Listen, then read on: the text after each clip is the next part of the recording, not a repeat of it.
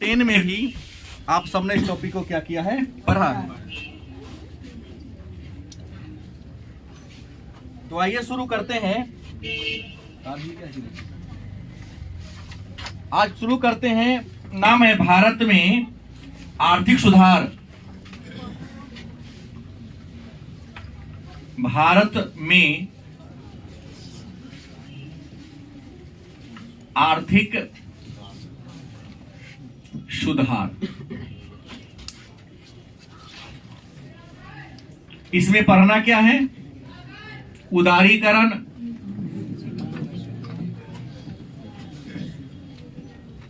Comma निजीकरण एवं वैश्वीकरण। तो प्रश्न है कि भारत में आर्थिक सुधार, और उम्मीद है आप सभी इस बात को जानते हैं कि भारत में आर्थिक सुधार के प्रक्रिया की शुरुआत 1991 ईस्वी में थी।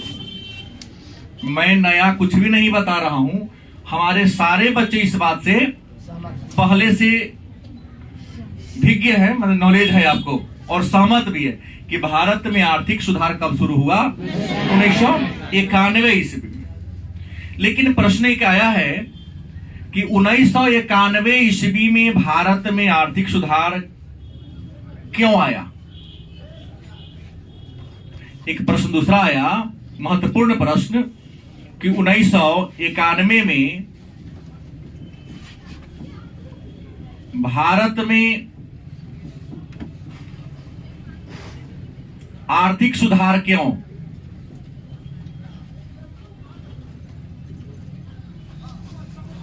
बात बुझ गए? आखिर वजह क्या थी? 91 से पहले क्यों नहीं, 91 के बाद क्यों नहीं? 1991 में ही आर्थिक सुधार की नीति क्यों अपनाई गई? अब दूसरा प्रश्न आपके मन में आएगा कि आर्थिक सुधार का उद्देश्य क्या था? सुधार का उद्देश्य क्या था? हर काम का कुछ न कुछ उद्देश्य होता है, बिना उद्देश्य का कोई काम ना होता है। चाहे काम कैसन को काहे ना हो, हर काम का एक उद्देश्य होता है। तो आपको बता दें कि 1991 ईस्वी में आर्थिक सुधार के कार्यक्रम को जो अपनाया गया, इसके पीछे कारण यह था कि भारत सरकार का राजकोषीय घाटा बहुत बढ़ गया था। मतलब यहां पर राजकोषीय घाटा 8.4% हो गया था। अब कहोगे सर राजकोषीय घाटा है क्या? तो बुझवे नहीं करते हैं। तो सरकार के आमदनी घट गया था, खर्चा बढ़ गया था। क्या हो गया था? आमदनी घट गया था और खर्चा, मतलब सरकार के आय और व्यय का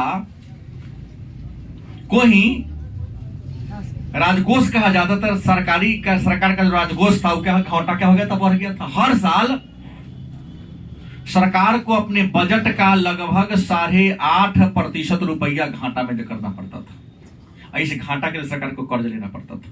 जैसे आपके पिताजी का मान लो 20,000 के महीना है और तुम्हारे परिवार में खर्चा 22,000 के है, बताओ हर महीना 2,000 कर्जा लेंगे? तो हर महीना 2,000 कर्जा लिए, इसका मतलब 12 महीना में कितना बढ़ गया? 24,000। फिर अगला साल 12,000, 24,000, 48,000 हो गया। तो ऐसे लगातार बढ़ते बढ़ते इतना मोटा हो जाएगा कि तुम्हारे पिता की उतनी आमदनी भी नहीं कि सधा सके। क्या होगा? खेत बेचना होगा। गलत कि सही? अगर मान लो खेत नहीं रहा तो अपनी जरूरत कम करना पड़ेगा। गलत कि सही? इंसान, एक बात याद रखो, जीवन में आगे बढ़ना है तो, बहुत आगे जाना है तो एक बात सीख लो आज से ही कि तुम कितना भी कमाओ इससे मतलब नहीं है। अगर जीवन में बहुत आगे जाना है तो अपनी आमदनी का प्रतिदिन कम से कम 10% रुपीज सेव जरूर करो। गरीबी तुम्हारे ऊपर कभी नहीं आएगी, ये दिमाग में लिख लो। अगर तुम 1,000 रोज कमाते हो, कितना? 1,000 तुम रोज कमाते हो, 900 खर्चा कर दो। गलती की सही? अगर तुम प्रतिदिन 100 बचाते हो तो महीना में कितना बच गया? 3,000। 12 महीना में कितना बच गया? 36,000। लेकिन वो 100 रुपया जो तुम्हारा बच रहा है, अगर किसी बैंक में या किसी जगह तू इन्वेस्ट करे तो वो तो कमाएगा ना। गरीब काहे गरीब हो जाता है मालूम है? क्योंकि यही कमाता बहुत है। एक ठेला चलाने वाला, रिक्शा चलाने वाला भी कम से कम 400-500 रुपया कमाइए लेता है, लेकिन दिक्कत उसके पास क्या है? तो दिक्कत उसके पास ये है कि खर्च कैसे करे यही उसको पता नहीं है। क्या जी गलत बोल रहा हूं? ज्ञान के अभाव में, शिक्षा के अभाव में यही नहीं होता है कि कमाए 100 रुपया खर्चा कर लिया, 150 पूंजियों में से तोड़ दिया। उतना घाटा तो मार करेगा ना उसके लिए, तो उसको ऐसा करना चाहिए? नहीं करना चाहिए। तो जीवन में आगे बढ़ने के बाद क्लास इकोनॉमिक्स भी पढ़ा रहा हूं कि प्रतिदिन जो ही तुम कमाओ, 1 रुपया कमाओ अगर उस दिन, तो 10 पैसा क्या करो, क्योंकि कल मान लिया कि कल तुमको रोजगार नहीं मिला तो 10 पैसा तुमको सपोर्ट करेगा। कर्जा तो नहीं लेना पड़ेगा ना। तो राजकोषीय घाटा बढ़ गया। दूसरा, भुगतान संतुलन प्रतिकूल हो गया था। मतलब निर्यात हम ज्यादा करते थे और निर्यात कम करते थे और आयात क्या करते थे? निर्यात माने भेजना, आयात माने हम दूसरा देश से सामान ज्यादा खरीदते थे अब बेचते। तो हमारे देश का जो मुद्रा था दूसरा देश में जा रहा था, ये दिक्कत थी। तीसरा, अपनाने का कारण कि भारत पर विदेशी ऋण कर्जा बहुत बढ़ गया। आज भी तुम सबके ऊपर कर्जा है, जान लो, गरम में नहीं जीना। अभी मोटा मोटी हर इंडियन के ऊपर 25-30 हजार के आसपास कर्जा है। कहोगे हम तो लिए ही नहीं है? तुम तो इंडियन हो ना तुम, तो तुम्हारी सरकार के ऊपर अगर यदि कर्ज है तो यह कर्ज तुम्हारे भी ऊपर हो गया ना। बैठ जा, बातें बताइए, गलत सही? तो हमारी सरकार कर्ज ली है तो हम भी कर्ज लिए, क्योंकि हम इस देश में रहते, इस देश के क्या है? नागरिक हैं। तो सवाल ये हुआ कि भारत पर विदेशी ऋण क्या हो गया था? बढ़ गया था। उसके बाद मुद्रास्फीति कल लिखाए थे कि मुद्रास्फीति का दर 18% पहुंच गया था।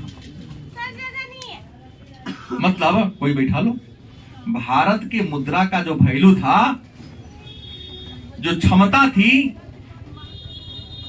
18% क्या हो चुका था? डाउन हो चुका था। गलत किसा है? ऐसी मुद्रास्फीति पर नियंत्रण करने के लिए भारत सरकार को क्या करना पड़ा? मूल्यांकन करना पड़ा। और मैं कल लिखाया था कि भारत में अभी तक मुद्रा का मूल्यांकन हुआ है पहली बार 1949 में, दूसरी बार 1900 और तीसरी बार 1991 में, तो 3 बार हुआ था। अब हमने कहा था कि मुद्रा का अवमूल्यन क्या है? तो जब कोई देश दूसरा देश के तुलना में अपना मुद्रा का दाम क्या कर दे? घटा दे। मुद्रा का दाम घटेगा तो अगर डिमांड बढ़ेगा ना। जैसे मान लो कि हम गोभी ले गए 1 कुंटल बेचने बाजार में, कोई और आया 1 कुंटल लेकर के, कहा 20 रुपए किलो, 20 रुपए किलो, हमने कहा दिया 15 रुपये किलो, तो क्या होगा? पहले क्या कर बिकाएगा? 15 वाला बिकाएगा। तो जैसे अब मूल्यांकन का मतलब हुआ कि दूसरा के तुलना में अपना देश के रुपया का वैल्यू जैसे कम होगा, इसका डिमांड क्या होगा? बढ़ेगा। और डिमांड बढ़ेगा तो अगर दाम धीरे धीरे अपने आप क्या हो जाएगा? बढ़ेगा ना। जब घटेगा, मेरे पास ही मात्रा कम हो जाएगी तो अपने आप उसका मूल्य हो जाएगा। तो ये रहा भारत में आर्थिक सुधार को अपनाने का कारण कि घाटा बढ़ गया था। मुद्रा ये जो था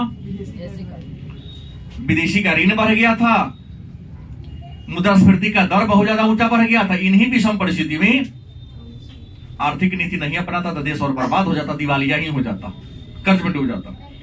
दूसरा प्रश्न है, तो आर्थिक सुधार का उद्देश्य क्या था? आर्थिक सुधार का उद्देश्य क्या था? तो आर्थिक सुधार का पहला उद्देश्य था कि अर्थव्यवस्था को उदार बनाना। क्या बनाना? मतलब 1990 ईस्वी के पहले कोई भी विदेशी कंपनी इंडिया में आके कारोबार नहीं करता था। नियम है, हम यदि आपके घर पर आके आपको पढ़ाना शुरू करें तो गारंटी है उतना विकास नहीं होगा जितना यहां होना चाहिए। गलत सही? जैसे अपने भाई बहन के बीच केवल रह जाओगे तो समाज का छल प्रपंच कभी नहीं बुझ पाओगे। इस क्रम में आता है ना कि दुनिया कितना छली है, बोलता कुछ और है, सोचता कुछ और है। नहीं, कभी आपसे किसी तरह से बात करेगा और कभी कैसे आपको बेवकूफ बना देता है, मित्रता करके भी लोग वार कर देता है। तो ठोकर लगता है तो क्या मिलती है? बुद्धि, मतलब सीख मिलती है। इसलिए कई बार थोड़ा आगे बाहर भीतर भी निकलना चाहिए। आप चाहेंगे तो घर में भी बुला के हमको पढ़ा सकते हैं, कई के पिता सक्षम होंगे इतना, लेकिन काहे भेजे हैं कि जाएगा, दुनिया को देखेगा, देखता है कि लोग कैसे चाल भांज देता है थोड़ा देर में, किस प्रकार से किसी कुचक्कर में फंसा देता है। और पहले बैठ जाओ, बाद में बात करेंगे। तो प्रश्न है, जरूरत क्या थी यहां पर? उदार करना। दूसरा, भारत का विकास दर बहुत कमजोर हो गया था, तो अपनाने का कारण क्या था? उद्देश्य क्या था? विकास दर को तेज करना। तीसरा कारण था कि भारतीयों का कार्यकुशलता कम हो गया था। देश की जो कार्यकुशलता और उत्पादकता थी, क्या थी? घर बनवा रहे थे एक मिस्त्री, नहीं कहेंगे उस गांव के, बहुत सारे बच्चे बैठे हुए हैं, हमको कहा कि सर आप न रहते, आपका काम बेशी करते हैं, क्योंकि आप दिन भर कोचिंग में रहते हैं, हम तो यहाँ लोग का काम करते हैं, कुछ घटता है तो हम ही जाके ले आते हैं, आप विश्वास करते इसलिए आपका काम तय हम लोग बेशी करते हैं। और जो नहीं करता है ना, ओकर काम लोग टारगेट कर लेते हैं, ये इतने करे के ही, हम तो फिर बैठा रहता, तब करनी गिर गया,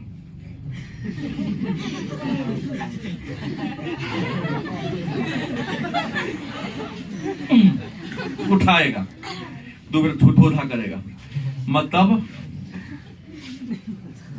हाथ रुकेगा नहीं या काम बढ़ेगा नहीं। टारगेट कर, हम लोग भी टारगेट, जो बेसी पीछे से धक्का दे रहा है, खूब करते हैं काम, लेकिन गति का कर स्लो। आज देख लिया, जो मालिक जिसके यहाँ काम कर रहे हो ज्यादा प्रेशर नहीं दे रहा है, एक घंटा बेसियो सूत गया तो किसी प्रकार का दबाव नहीं दिया, तो बीच में रोज में तो खूब सूते हैं, लेकिन शाम 1 घंटा बेसी दबा के कमा देते हैं, ले दे के बराबर हो जाता है। 10 क्लास में आपने पढ़ा होगा, संतुष्ट श्रमिक ही वास्तविक श्रमिक होता है। श्रमिक आपके व्यवहार से संतुष्ट होगा, आपके विचार से संतुष्ट होगा, तो जो दूसरा आदमी 5 घंटा में जो काम करेगा, वह आपके लिए 2 घंटा ही पूरा काम को कर देगा बढ़िया से। गलत कि सही? हाँ। तो तीसरा कारण क्या था? क्षमता घट गई थी। चौथा, कि भारत किसी से प्रतियोगिता नहीं कर पा रहा था। देखिएगा, जब तक जीवन में प्रतियोगिता नहीं होगा तब तक आप आगे नहीं बढ़िएगा। तुम्हारे किसी दोस्त को नौकरी लग जाए कल, ये सब खेलने उलने का तरीका खत्म, तुम्हारे मन में बेचैनी, उद्विग्नता आ जाएगी, लगेगा मम्मी पापा का प्रेशर, हमरा भेजता पटना, हमरा से दिल्ली भेजता, हमरो नौकरी कब जुनून आ गया। उससे पहले कोई जुनून नहीं था। क्या अभिषेक? अभिषेक का सत्यम परम मित्र है। एक दिन सत्यम ने प्रश्न किया, उसे आया ही नहीं, तो कहा 2 सब पढ़ के दिखा दो, परिणाम है कि 15 दिन से कंटिन्यू आ रहा है। ये बात है ना, एक दिन हरा दिया पढ़ने में। नहीं तो हमको कभी कभी मुंह देखा नहीं आता, सर हम भी हैं सब आपका एक छात्र की हो। सही बात है। प्रण किया है कि 12वीं में डेली आऊंगा।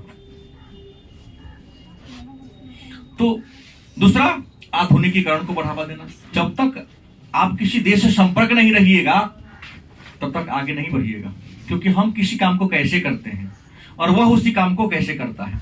तो आधुनिकीकरण को बढ़ावा देने के लिए, बाजार को ओपन करने के लिए, प्रतियोगिता बनाने के लिए, विकास दर को तेज करने के लिए, लोगों के जीवन स्तर को ऊंचा उठाने के उद्देश्य से ही 1991 में आर्थिक सुधार को क्या किया गया? अपनाया गया।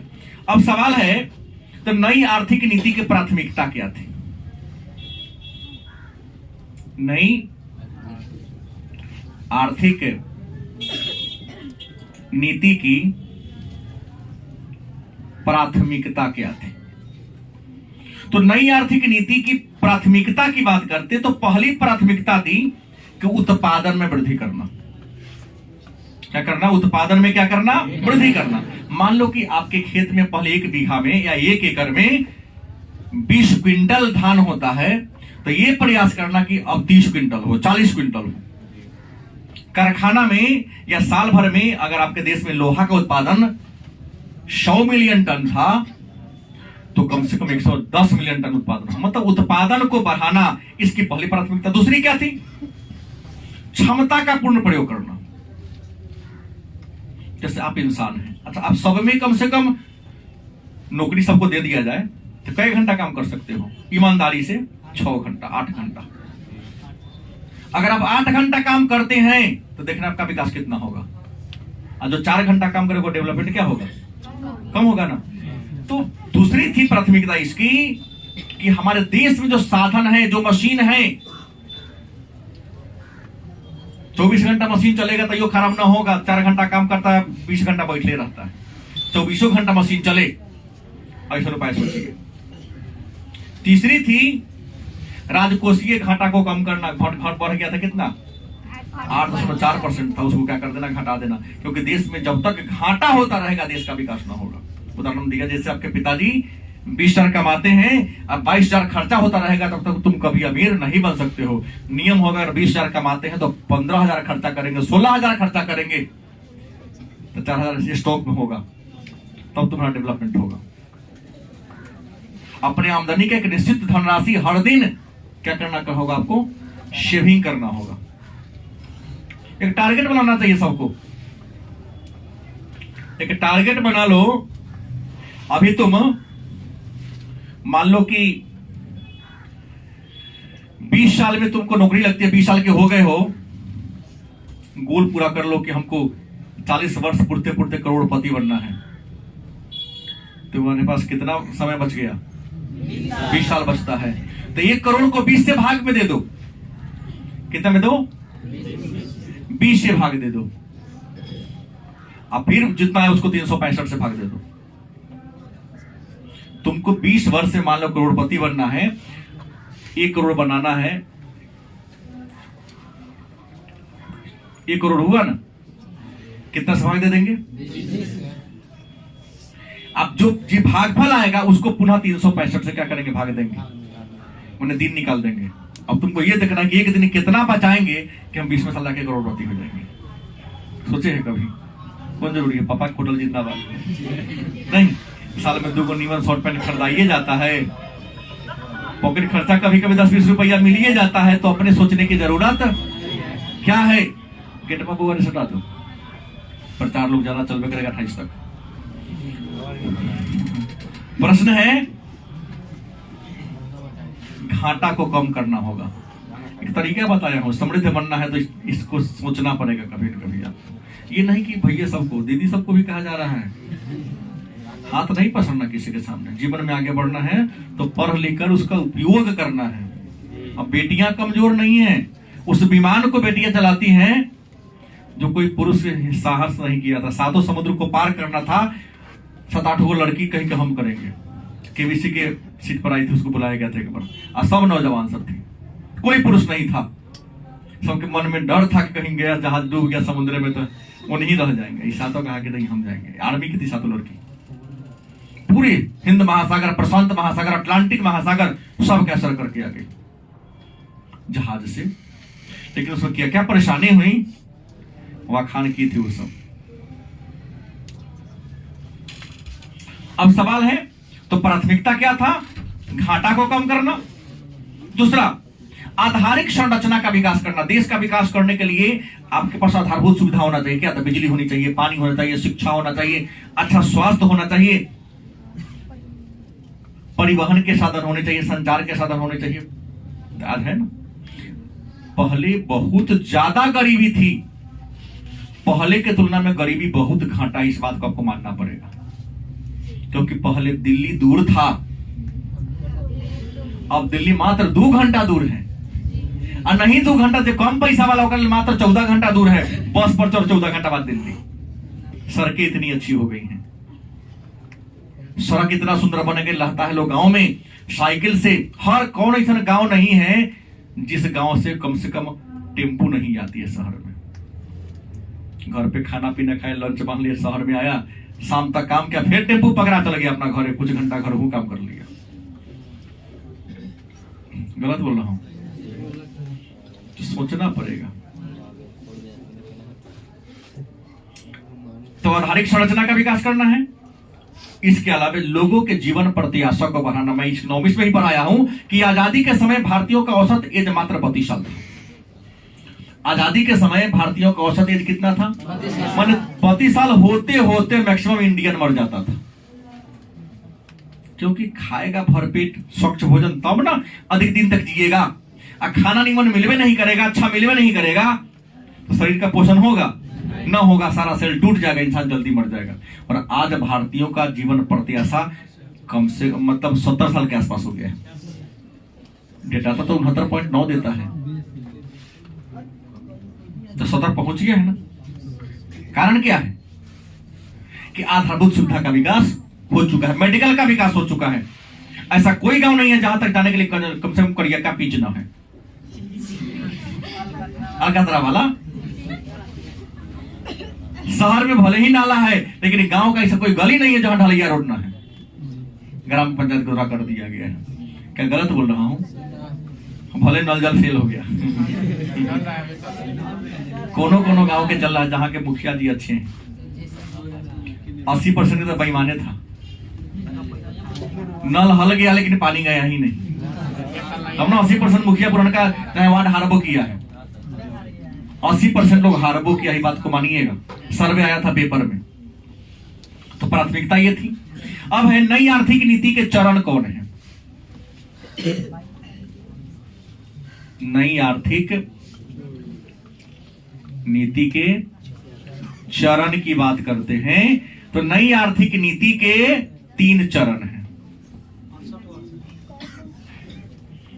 नई आर्थिक नीति के कितने चरण हैं? तो आपको बता दें, नई आर्थिक नीति के 3 चरण हैं। एक का नाम है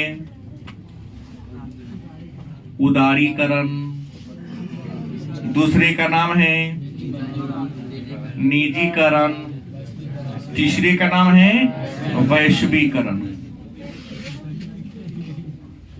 नई आर्थिक नीति के कितने चरण हैं?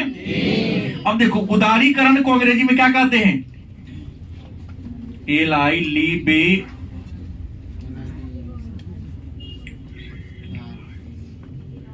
ठीक है, लिबरलाइजेशन। दूसरा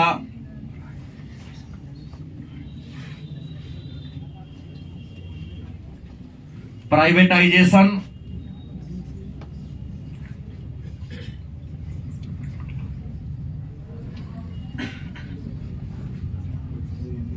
ग्लोबलाइजेशन। माने उदारीकरण को अंग्रेजी में लिबरलाइजेशन, निजीकरण को प्राइवेटाइजेशन, वैश्वीकरण को।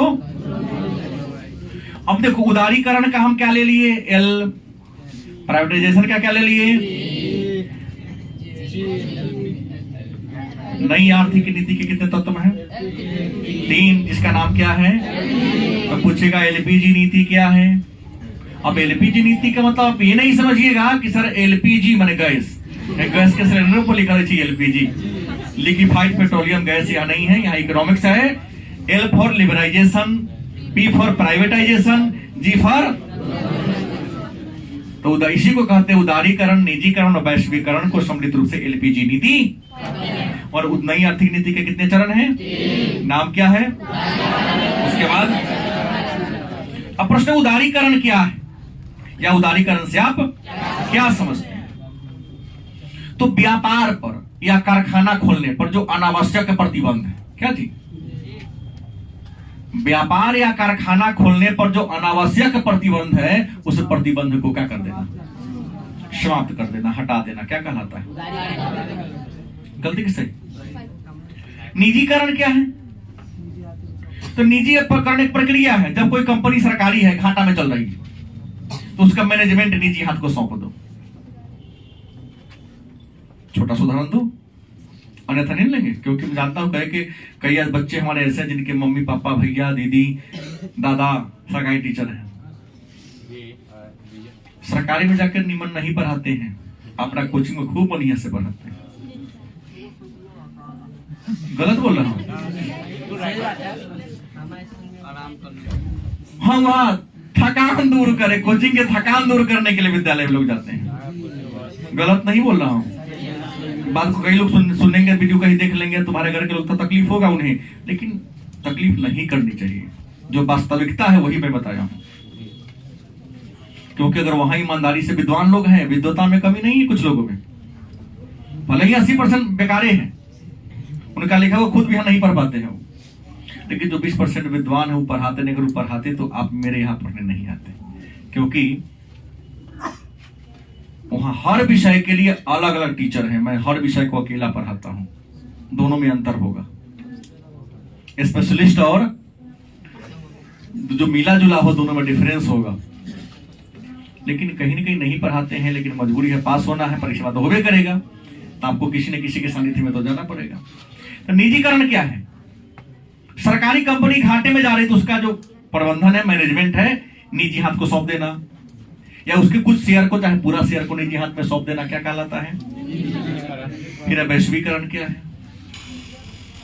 या वैश्वीकरण से आप क्या समझते हैं? तो वैश्वीकरण एक प्रक्रिया है, मतलब जब कोई देश अपनी अर्थव्यवस्था को संपूर्ण विश्व की अर्थव्यवस्था के साथ क्या कर देता है? जोड़ देता है। अपनी अर्थव्यवस्था को संपूर्ण विश्व की अर्थव्यवस्था के साथ क्या कर देना?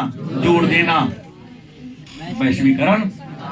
आप तीनों को समृद्ध रूप से क्या कहते हैं? अब एक मन में प्रश्न होगा कि सर उदारीकरण काहे अपनाया, उसकी विशेषता क्या है? उदारीकरण में सरकार ने क्या क्या किया? उदारीकरण में कल बताया था, लाइसेंस को नीति खत्म कर दिया। पहले दुकान खोलने के लिए लाइसेंस लेना पड़ता था, कोई लाइसेंस लेने की जरूरत नहीं, केवल पैसा कर देना है। दूसरा, उद्योग का विस्तार किया। हमने कहा ना, लघु उद्योग में भी कहा दिया कि आप 1 करोड़ तक पूंजी निवेश कर सकते हैं। तीसरा, एक अधिकार कानून से छूट दिया गया, पर नियम था पेटेंट कानून कि फलना सामान हम बना रहे थे, केवल हम ही बनाएंगे। जैसे आर्ट्स फैकल्टी में पढ़ाता हूं तो 1991 से पहले नियम था तो खाली हम ही पढ़ाएंगे। नहीं भाई, जिकरा मन है कल तक पढ़ाओ, कोई दिक्कत नहीं है। अब एक अधिकार किसी का, हाँ, हमारे नाम से तुम नहीं कर सकते हो, इसमें कुछ शब्द पहले जोड़ दो, 2 शब्द बाद में जोड़ दो, तुम कर सकते हो। तीसरा, टेक्नोलॉजी का आयात। पहले कोई टेक्नोलॉजी बाहर से मंगाना होता था तो बड़ा मुश्किल था। जैसे आप लोग च्युइंगम 1 रुपया में खा लेते सेंटर फ्रूट, हम लोग बचपन में सोचते बड़ा महंगा है, बाहर से आता है चॉकलेट, खाली खिलाड़ी सब खाता था। आज तो हर गांव के दुकान पर, भले दुकान फूसे वाला क्यों ना हो, हर जगह सेंटर फ्रूट मिलता है। नहीं, अमीर के बच्चों को खाने के लिए ओरिजिनल अगर बन गया है किंडर जॉय, तो 5 रुपया में गांव में किंडर जॉय भी खाता है। क्या सुमन, का क्वालिटी अलग अलग होता है, चौबते रहता है।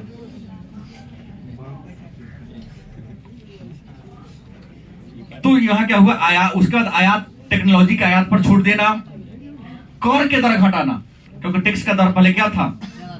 कहा कि टैक्स घटाइएगा तब कौन व्यापार करेगा। जो कमाएगा कम टैक्स लीजिएगा तो कष्ट कम होगा, और कष्ट कम होगा तो लोग काम करने में हिचकेगा नहीं। कमाएगा बहुत और टैक्स ज्यादा कर दीजिए, उसको कष्ट ज्यादा होगा देने में, तो काम नहीं करेगा। सोचेगा उतने कमाएंगे जितना कि हमारी क्या है, क्योंकि ज्यादा कमाते सरकारें ले लेती है पैसे। टैक्स का दर क्या कर दिया गया? घटा दिया गया। फिर निजीकरण क्या है मैंने समझा दिया, और वैश्वीकरण क्या है हमने इस बात को भी क्या कर दिया? समझा दिया। लेकिन एक बात है कि सर ये जो नई आर्थिक नीति अपनाया गया, इसका कुछ लाभों हुआ, कुछ हानियों हुआ। तो लाभ तो ये हुआ कि 1991 से पहले हमारा व्यापार बहुत ज्यादा घाटा में जाता था। आज धीरे धीरे घाटा क्या हो रहा है? कम रहा है। पूरा घाटा नहीं सुने नहीं गया है, लेकिन धीरे धीरे घाटा क्या हो रहा है? एक समय था जब भारत को अपना पहला सैटेलाइट, नाम था आर्यभट्ट, लॉन्च करना था, रिक्वेस्ट किया गया, गोर हाथ पकड़ा गया दूसरा देश के कि प्लीज हमरे को सैटेलाइट भेज दीजिए। आज आप लोग भाग्यशाली हैं कि विश्व के कई देशों का सैटेलाइट इंडिया के रॉकेट पर आकर अंतरिक्ष भेजा जाता है। आज सबसे सस्ता में, इतना सस्ता कोई नहीं।